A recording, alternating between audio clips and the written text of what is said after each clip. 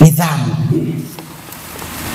Amesema hapa mkurugenzi, baadhi ya watumishi wasiokuwa waadilifu na kwenda huko vilevi, maana kuna kunywa na kulewa. Kuna watu ni wanywaji na kuna watu ni walevi. Sasa kwenye utumishi hatuhitaji walevi, na hiyo sio sifa ya utumishi. Kwa hiyo kama wako walevi kwenye utumishi wa umma, wabadilike, kwa sababu sio sifa ya utumishi wa umma. Wabadilike. Nazungumza tena, wabadilike.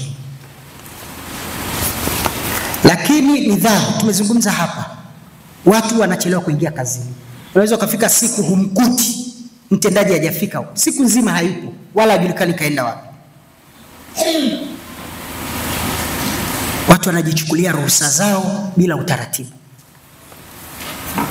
Wajibu sasa kubadilika. Lakini jambo jingine lilosemwa hapa, sisi pia viongozi wa kisiasa tunatafsiri, tunabeba dhamana ya wananchi wetu. Ni lazima sisi tuwe mfano wa kuigwa. Huwezi kuwa mwenyekiti wa kijiji, nampenda mwenyekiti wangu huyu, wa wapi wewe, wa Magoeko wa wapi? Simama. Ungurodi, pigeni makofi. Mwenyekiti huyu ni msafi muda wote, yuko smart. Ndio kazi inatakiwa. Iko siku nikamuuliza dereva wangu, hivi yule baba namuona kila siku anabadilisha suti, ni diwani wa wapi? Akaambia sio diwani, yule ni mwenyekiti wa kijiji. Sisi tunaelewana? Umardadi, sio, umeelewa? Unadhifu, unakutafsiri. Sisi tunaelewana? Sisemi wengine ni wachafu, lakini muongeze vionjo. Kwani ukivaa siku moja suti umepita unaambia mwenyekiti wa kijiji cha Magoeko, mwenyekiti wa kijiji fulani. Tunasikia fahari, si ndio jamani? Tukae leo tuambizane. Kama viongozi, maadili ya viongozi yanajulikana.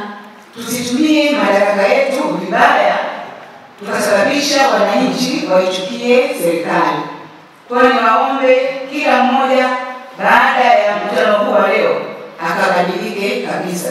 Tumeelekezwa na Mheshimiwa Rais, tumeelekezwa na Mheshimiwa Waziri Mkuu, tumeelekezwa na Waziri wa TAMISEMI kwenda kuleta tabasamu kwa wananchi badala ya kwenda kuwa chanzo cha migogoro kwa wananchi ambao tunaongoza.